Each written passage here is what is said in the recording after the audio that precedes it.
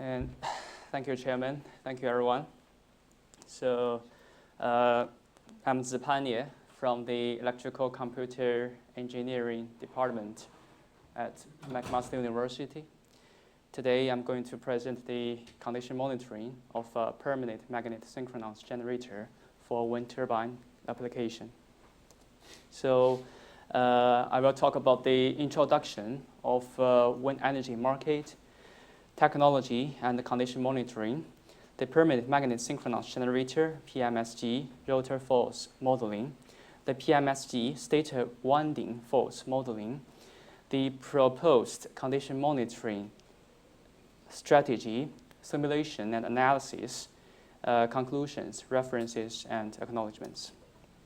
So introduction to the wind energy market, technology, and the condition monitoring. So nowadays, the majority of the world electrical energy comes from the fossil fuels, which account for about 79% of the total. However, the fossil fuels brings the concerns of energy crisis, environmental problems, and climate changes that introduce renewable energies, i.e. the wind energy. So upon 2014, world total wind energy installment was 370 million megawatts. So most wind farms are in the windy remote area and even offshore. Increase the maintenance and expenses, so required condition monitoring technology, especially for the generator, because the generator is the key part of the wind turbine system. From the figure 2, we can see the global annual installed wind capacity and also the global calculative installed wind energy increased dramatically from 1997 to 2014. The condition monitoring schemes of wind turbine includes, but not restricted of, two categories. The first is mechanical and chemical methods, like the figure 3, figure 4 shows that the figure 3 is the vibration condition monitoring system. The figure 4 is the vibration sensors, responsive frequency. So these two are for the mechanical and chemical methods to condition monitoring the wind turbine system. The second category is the comprehensive electrical methods containing generator terminal signal detection, mechanical signal detection, electrical magnetic field detection, and the high frequency injection scheme to detect the faults inside the generators. So the generator faults can contain the bearing faults, the bearing failures. The second is the rotor-related failure. The third is the stator-related failure. In this paper, we propose the condition monitoring of permanent magnet synchronous generators, PMSG, for 3 different faults. The first is the stator interturn short circuit. The second is the open circuit for the stator winding. The third is the rotor magnet demagnetization. In this paper, the conduction distribution function method is applied to model the generator, and it's different fault types. So let's go to the permanent magnet synchronous generator rotor faults modeling. So before we model the faults on the rotor, we model the healthy condition for the rotor. So on the healthy condition for arbitrary P pole pair rotor, as shown in, it's in figure 5, it's a mistake here. The rotor magnet flux density distributed waveform can be derived as a harmonic series like Bm here. And on the rotor partial demagnetization, which is in picture 6, not picture 2, has the rotor magnetic flux density distribution waveform, can also be derived as harmonic series. It's a BF.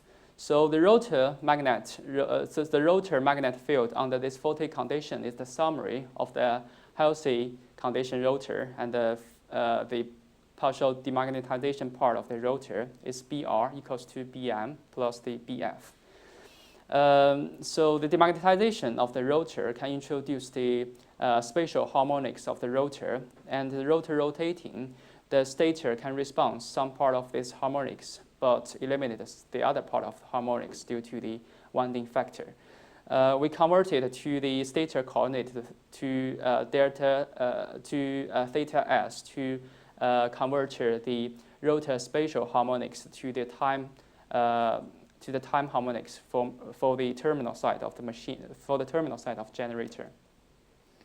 The next step is the PMSG, stator winding force modeling. So similarly, we begin from the Hilton model because the stator winding is the complicated, highly coupling and nonlinear circuit. The terminal voltage of the winding is shown here, and these are matrix for the each coil.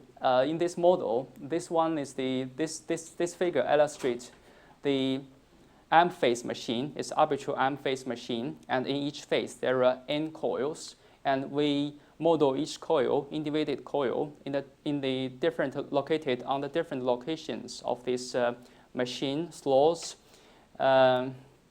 So for each element here, for example here, RC11 is the resistance of coil RC11, and the LC11C11 is the self-inductance of coil 11, and for this line is the self-inductance, L here is the self-inductance, the M is the mutual inductance between different coils. After we finish the coil-based model, we use the conversion matrix to convert this, connect and convert each coil into the phase. And for different phases, corresponds to different terminals. So when short circuit occurs, the faulty coil is equivalent to one short circuit coil and one remaining coil with less turns than previous healthy one. So this is a previous coil. This one is a healthy one. And when short circuit happened here, so we just split the faulty coil into one short circuit coil and the other remaining coils with the less turns numbers as than the previous one. So we add two elements here. We add one element. In the previous matrix, we have the information of each coil.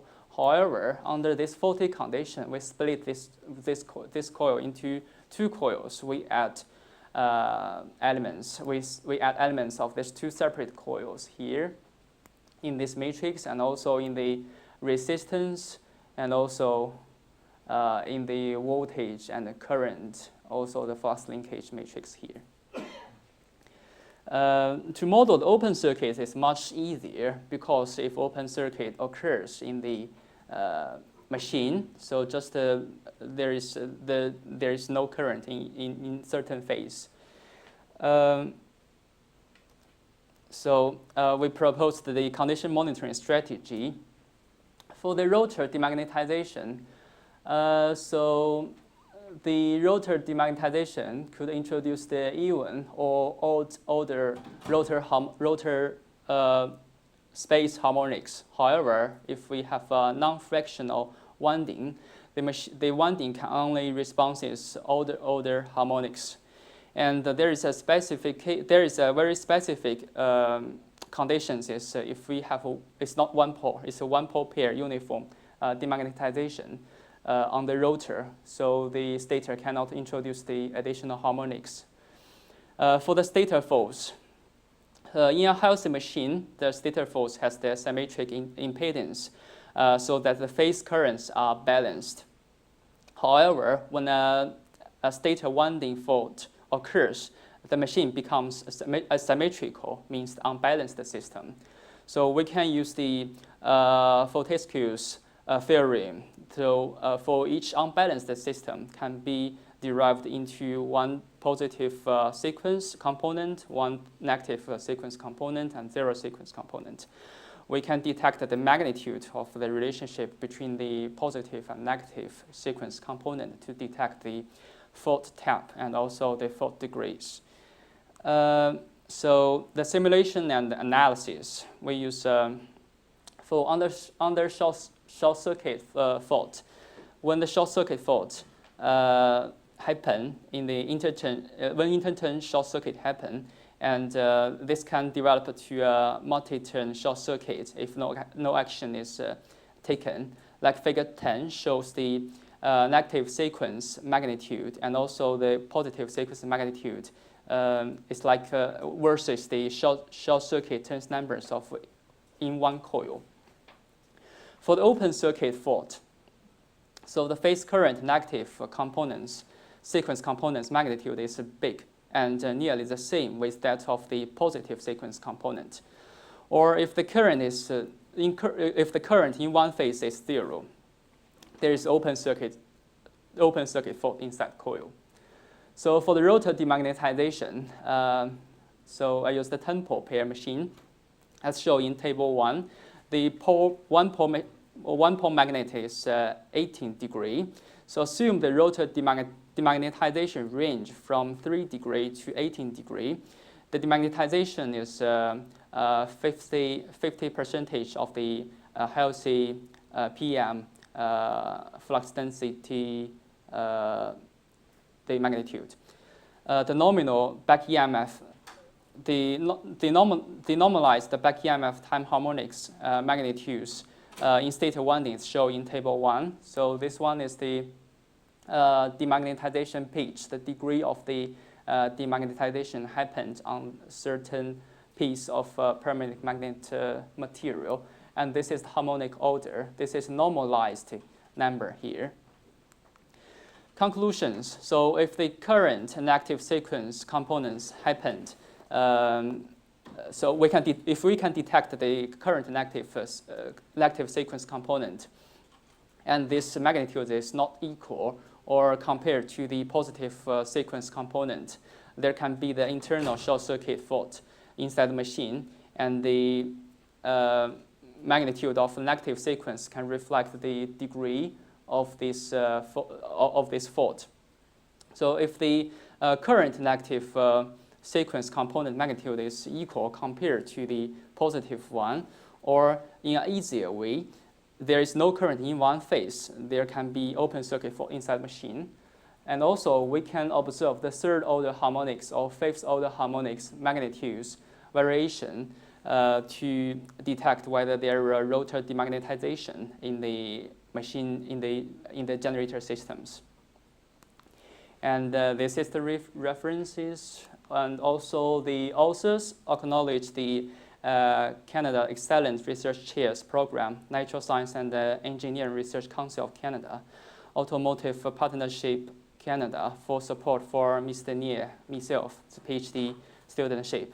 And also with special thanks to the Power Conversion Group of University of Manchester, where I used to be the master student there and receive a lot of help from my instructors. Thank you very much, and any questions are welcome. Thank you.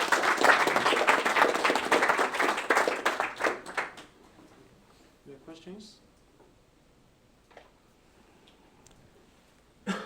Hi, Zheng Liu from Aston University. Very good presentation, thank you. And I'm wondering, because sometimes there is multiple failures inside of the generators, and you said maybe third harmonics and the negative consequence as features we can detect to find out the short circuit or the rotor demagnetization. So I wonder, is that possible we can separate the different failures, including maybe for further, for example, bearing failures or some unbalanced load inside? So for this paper, I focus more on the modeling, detailed modeling of the generator, and to simplify the variation for the model. Actually, we can use the spectrum observation for the stator failure, and also for the rotor demagnetization as well.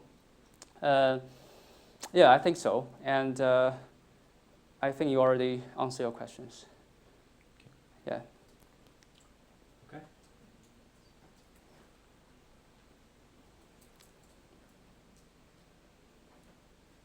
Thanks, very nice presentation. Especially I like how you model the interturn fault.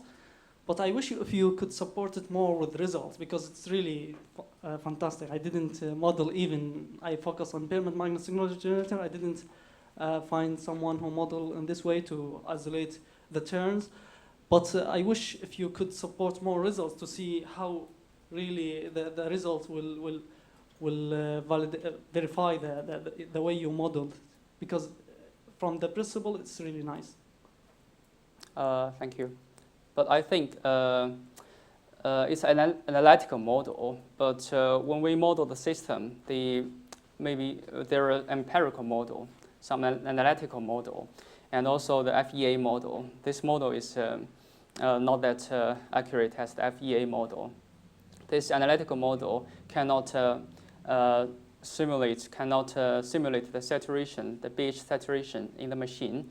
However, some researchers found a solution to do the iteration inside the analytical model to simulate the saturation. And more detailed model can be conducted by FEA and generate a lookup table.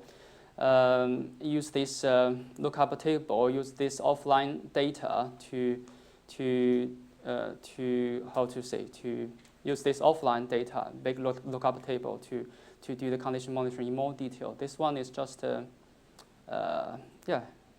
it's just the analytical model. Yeah. Any other questions? Sorry, Mama Benos from UTC. Just a comment on this particular slide. Sorry, you said that an inter-turn short circuit then will develop into multi-turn short circuit. Can I challenge that? What tells you that a turn-to-turn short circuit, because it becomes a very hot spot, wouldn't that pop into an open circuit straight away? You can't. I don't think you can guarantee that it will cascade to many inter-turn short. It can go either way, but I've never been able to say it would go this way or this way. I don't know. Would you agree or disagree with me? Due to the lack of the industry experience, I don't know. It depends. I think it depends on different types of machine. I'm not sure about how the interturn short circuit promoted to a catastrophe disaster. So from your experience, the one-turn short circuit directly to the open circuit of one phase, but there could be the short circuit between two coils, two turns, but not successively. If you use the interleaf coil, or if there are short circuit between, like this is one coil 1, 2, 3, 4, 5, coil 1 to coil 5. They're possible for coil the short circuit between coil 1 and coil 5. This model can work, I think. Okay. But actually, thanks for your suggestion. Yeah. Okay. Any other questions? I have actually two small questions. One is in your conclusion, I think that may not be correct. When you say third harmonic appears mildly demagnetization, not necessarily. So in your conclusion, you say third harmonic appear. You may say it's demagnetization. It's not true. Not necessary. Demagnetization could be cause, but the short circuit can also cause that interturn short circuit. Reason is because if you have the third harmonic back EMFs in your machine, which is normally is the case because you're using like the kind of square magnets, okay, and then that third harmonic with short circuit turn also see that third harmonic in it. So and therefore, in this case, you will have a third harmonic current in short circuit turns, yeah? And then through the mutual coupling, affect the other phase current. So you will have third harmonic. So that's the conclusion you see. Anyway, maybe in your simulation you need to look at the more details. The second question is really when you based on the sequence analysis, right? And it requires steady state. So Steady state, if yes. the wind, say, the blue is a kind of a little bit frequency varying, how do you cope with that detection? I don't have a solution so far. For the first question, you said that the potential circuit, the potential state of failure can also introduce the third harmonics. I think some data fusion, some different data, like the different signature pattern for the current should be investigated to separate these different faults. For your second question, I don't know so far because this project is conducted on the steady state, it's the initial state. The main purpose of this project is to investigate the machine modeling first. Yeah. Any other questions? If not, thank you again, and we can close. Questions?